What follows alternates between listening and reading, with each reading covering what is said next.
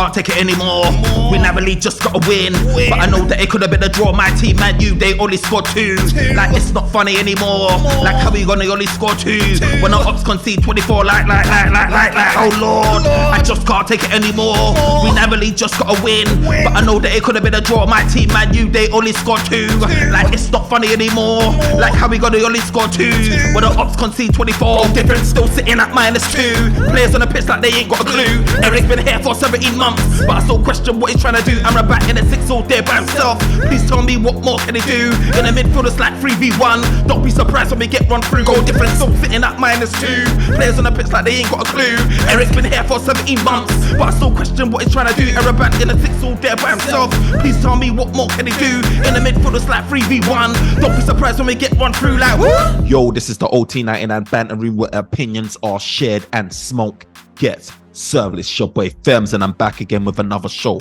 Before we kick off, man, I would like to pay tribute to Sir Bobby Charlton, man. I had the privilege of meeting this guy once when I went to one of the games, and he was a nice, cool lad, you know what I mean? He's a guy that obviously kicked ball that was not in my era, but from everything I see and hear about this guy, you know, he was one of the England legends, you know, he was one of the Manchester United legends. He was a guy that was a true baller.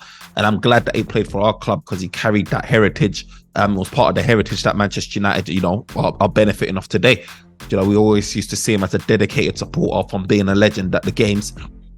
We'll see him attend every game that he can at his fine old age. And, you know, you can see the impact that he had across the whole of the footballing scene, not just Manchester United, you know.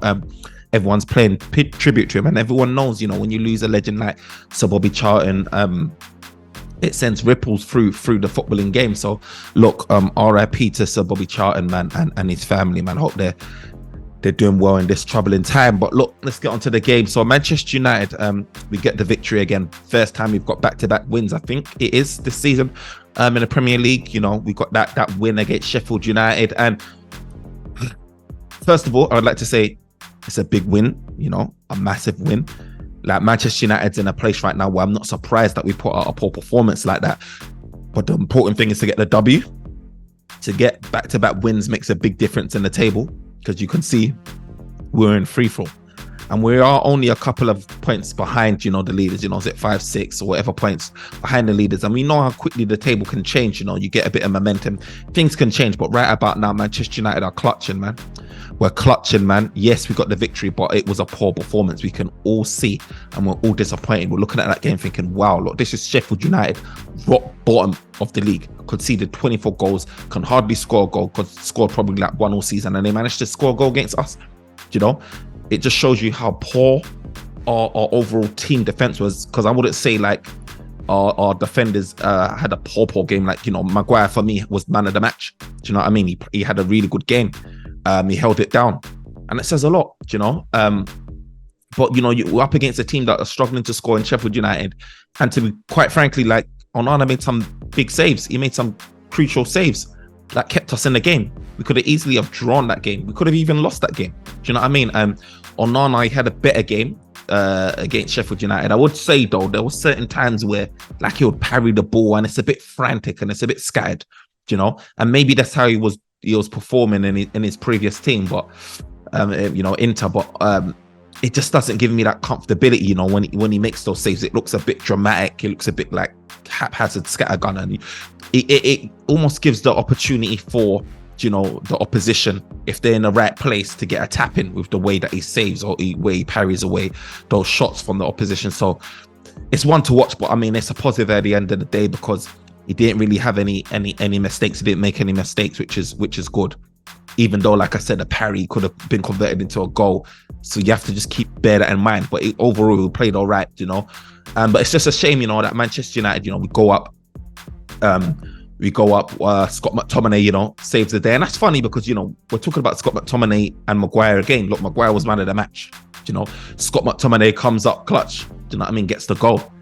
And, you know, to control it, I mean, you know, he didn't know he didn't know what was happening with that ball. Sort of, he gets fired at him by Bruno Fernandes, hits him in the head or chest or whatever, and he brings it down, and he kind of gets a half shot, turning shot. He took it in a half turn and popped his shot away and got the goal. Look, Scott McTominay's in fine vein of form right about now, and I could see why Eric Ten Hag gave him that free rein to advance forward, whilst Amrabat held it down as the sole number 6. Scott McTominay was given free rein and he got forward, he bombed forward, and he paid his just rewards. But I would say that defensively and in the midfield, it was non-existent. Amrabat was left by himself to do all the work, and Amrabat's no Kante. Do you know what I mean? He hasn't got the Fred tenacity and speed. He hasn't got that mobility. He hasn't got that Kante mobility in his prime. He's Amrabat, who's tenacious and he works hard, but he hasn't got that speed on him to get around a pitch like that. So to be leaving Amrabat by himself is a bit crazy. But this seems to be like the tactics of Erik ten Hag, because it doesn't matter who we have. We could have Prime Perlo, we could have Carrick, we could have Scholes, we could have Roy Keane, we could have whoever. If we're going to be playing this style of football, which is sort of rock and roll football, I would say, we're playing the football that Liverpool used to play a few years ago before they got Alisson and before they got Van Dijk. It was all guns blazing, but the only thing is this Manchester United are not scoring like Liverpool did when they were playing that rock and roll football. You know what I mean? We're playing like the Rock without the goals, and we're getting rolled over. Do you know what I mean? And I just feel like the style of football that we play is like high risk, high reward. In a sense, when you're leaving one man in midfield, you're always going to get outnumbered. It don't matter who you're playing with, whether it's Sheffield United or whether it's Man City. You're not going to be maintaining that possession because we don't play that style of football. The way that we play is get the ball and quickly try and knock it up and hoof it and do route one and get up to advance forwards. It don't matter who's in the midfield. That's the style of football that Erik ten Hag wants to play. He wants to play quick transition football. As soon as it hits the defender's feet or midfielder's feet, they ain't holding it for more than a couple of seconds before they're looking to go long. And that's what he wants to be. He wants to be the best transition type team in the world. That's his aim. And with that, you ain't going to be playing the possession type football. You ain't going to be slowing down the play or none of that. You're going to be trying to, at the earliest opportunity, quickly get across the pitch into an attacking phase of play. But with that, we lose the ball quite a lot. And when we do get opportunities, we're not converting it. And so it's like we're having all of the risk without the reward, if you know what I mean. Like we see Rashford, do well, today. He was trying to find his man today. It was more productive, running to the byline, whipping it in a couple of times. We've seen it for the last couple of games. It's like he's gone back to basics and scaled it down, which is really good. We saw him smash the ball just narrowly across the face of the goal, which is good. We had a couple of opportunities as well with Bruno Fernandes with a free kick, left the goalkeeper flat-footed. We saw the strike by Amrabat, it smashed off the post as well. Again, the keeper was flat-footed. We had opportunities, I'm sure there's a few others that I've missed out clearly, but we had opportunities where we could be, 2, 3, 4 goals up or whatever it is like that. But Manchester United, we don't have the conversion rate. Do you know what I mean? Our goal difference, our conversion rate is poor. We're -2 goal difference. This is a game where you want to close down that goal difference. You want to make it a better goal difference. You're seeing Brighton above us in goal difference doing better, marginally doing better. You've got Newcastle well ahead in goal difference doing better. This is a game where Manchester United should have closed that goal difference, but Man United just struggled to score. Like, I'm not surprised that we only got a goal difference between, like, one goal in it between Man United and Sheffield United, because Man United are struggling to score. Like, Højlund is a guy, to me, that can literally score every game. He works hard. He's really good at holding up that ball, bringing others into play, finding himself in the box. Do you know what I mean? He gets himself in the right positions. You saw when Rashford, smashed the ball across the post. Højlund would just narrowly missed it. Look, you keep doing that week in, week out, Højlund's going to get goals. Do you know what I mean? He's that type of player. I think he can get goals. He's a real gem, and I just feel like Manchester United need to provide for him. We sort of do this thing where Anthony will cut in and cross and just hit and hope. Do you know what I mean? Luckily, if it beats the first man, you're great. If not, there's nothing to it. We need more supply. We need more supply from our wide men. We need some more supply from our midfielders. Like, the creativity, we saw Scott McTominay and we saw Amrabat in the midfield free, right, with Bruno. Bruno's like non-existent in these games. He's losing the ball quite a lot. He's non-existent, Usually he'll be creating chance after chance. We haven't been seeing him.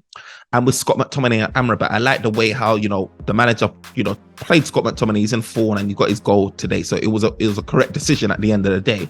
But I was just trying to look and see, how it would work. You got two like physical players, defensive, I would say they can get stuck in, even though Scott McTominay, I think he's more offensive minded. I think his best work is going forward. But I wanted to see that balance, and it just still again looked off balance. And I don't think it will ever look balanced until when Erik ten Hag's telling your two midfielders to stay deep, whether it be one player's a 6 and one player's a 8. And when Eriksen comes on, you can see Eriksen playing as an 8 rather than going super advanced forward as a 10. But when Scott McTominay is on the pitch, you can see him going as a number 10, but leaving like Amrabat or Casemiro, whoever's playing in that position, further exposed. I feel like a lot of the work that we've done last season, the good stuff, was with Eriksen and Casemiro, and Eriksen played that deeper role. And we brought in Mount. Mount didn't get that. He didn't get a start. Maybe he's going to play against Copenhagen and start, or City. We're saving him for that. But we need to get we need to get the midfield right. I think the midfield is key. I think all the fans can see that the midfield is key. We need to be able to keep the balance, because we see that Erik ten Hag likes the overload, the attacking overload. He likes 5-6 players up there. He likes the 3-1-6 or whatever it is. He likes to overload the attack. But also defensively, we're just left exposed. The midfielders, the centre backs are acting as midfielders. We really need that balance where we can have that overload, but we still at least have midfielders present in the pitch. Do you know what I mean? And we need mobile guys and guys that are, actively told, get forward, but also busting up to get back pulls. Do you know what I mean? To support, Amrabat or Casemiro or whoever it is in that midfield. Because right about now, when that transition comes, we're just left exposed, and we can't have that, man. We ain't gonna be able to. It's not sustainable, And this style of football that we're playing is not sustainable, because it's just left to moments. We saw again before, it was Bruno Fernandes with his wonder volley. Now it's Dalot, who's arguably got goal of the month or whatever it is, with his shot outside of the box. That goal was sick. But at the same time, I was there screaming at Dalot, thinking what are you on? You're weak. There was a time when the ball got hoofed, right? I can't remember who it was that beat him to it, and I was thinking look, Dalot was in prime position to win that ball. He was running it down. He had about a yard or two in front of that forward from Sheffield United. The guy just hedged Dalot out the way, won that ball back, and I'm just angry. Come on, bro! You're non-existent throughout the game. Going forward, you're not doing enough. But then you pull off a wonder strike. And that's kind of the story of all of our players, really, is that they're not in the game, but they're able to pull off moments. That's why we're being called Moments FC, whether it be Bruno, whether it be Rashford. Do you know what I mean? They're not doing enough. The only guy that I saw doing, as an in-game play and doing well over the course of a few games is Rasmus Højlund. Do you know what I mean? He's in the game. He's physically in there trying to try, and we need to get the ball to him more. Do you understand? But we just can't supply him. Eriksen comes on and he changes the game against Sheffield United. I feel like when he came on, I noticeably saw a difference. Even though, he may have changed. We may have started to get a grip of the game a bit sooner, but I feel like I noticed it when Eriksen came on. We got a grip of that game. He was being able to dictate the game more.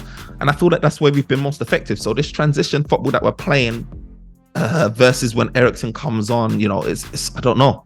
It's like two different styles, and I can't lie, I'm more feeling the style when Eriksen's on, because I feel like we've got a bit more control or a bit more dominant in that sense. I just don't like the fact that Sheffield United is dominating us in any spell of the game. It just doesn't make sense, a whole Manchester United, So I really feel like we need to evaluate what's going on, man. If we need to bring in the right players for this style of football that we're playing, we need to bring them in, because Liverpool, when they were playing this style of football, conceding goals, they were scoring hella goals.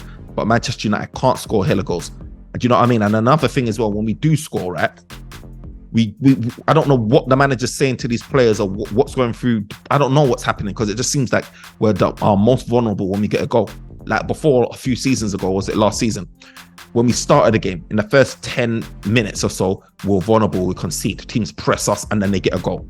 Now it seems like this season, we get a goal, and then within 5 minutes we're conceding a goal. And I know it's unfortunate with Scott McTominay, but it just feels like these guys, look, the manager needs to be telling them, when we score, everyone just drop back and just grind it out for another 5 minutes or so, because that just seems, it's a pattern. We saw it against Arsenal, we saw it in the Champions League, we saw it against Bayern. Do you know what I mean? We're seeing it over and over and over again, where when we score, we concede a goal within 5 minutes, and we just can't have that. And I don't know what the manager's telling these players. I don't know where it is, but when you're seeing patterns there, you've got to really address that. Do you know what I mean? 10 man behind the ball, just do it like that. You know what I mean? Grind out the first 5-10 minutes and get your head back in the game, and then go again. That's what we need to do. If we need to bring it back to basic, simple instructions like that, that's what we need to do. Because right about now, man, it's terrible how we go and concede goals like that. All that grind, all that hard work, and it's not even like the goals are like sustainable. It's like they come out of nowhere. It's not like to say they're well-worked team goals where you just know that you're going to get a goal. I feel like there was slightly a bit more confidence against Sheffield United because they concede so much and they're bottom of the table. But against another team, if they get an equaliser, our head's probably dropping. They could probably go on to win the game. Do you know what I mean? I just feel like Manchester United, man, we need to be addressing that. When we watch these tapes back, what are we taking from it? What are we learning, bro? Like, we need to start learning from these games and approach these games with a different aspect, with a different angle, something fresh, something new. Do you understand? But what can I say, man? Manchester United's got the 3 points. We move on. You get me Copenhagen's next big game. You know what I mean? If we lose that, then we're probably out of the Champions League. I would say we go to Europa or maybe even get knocked out all together. Do you know what I mean? Then after that, it's Man City. But it's going to be a crazy week, man. It's a week where we need results, man. And I just hope that we get them, man. But until then, peace. Remember, guys, remember to like, comment, and subscribe, man. Smash the like button. Let me know your thoughts on what you think we can get out of our next 2 games, man. Peace.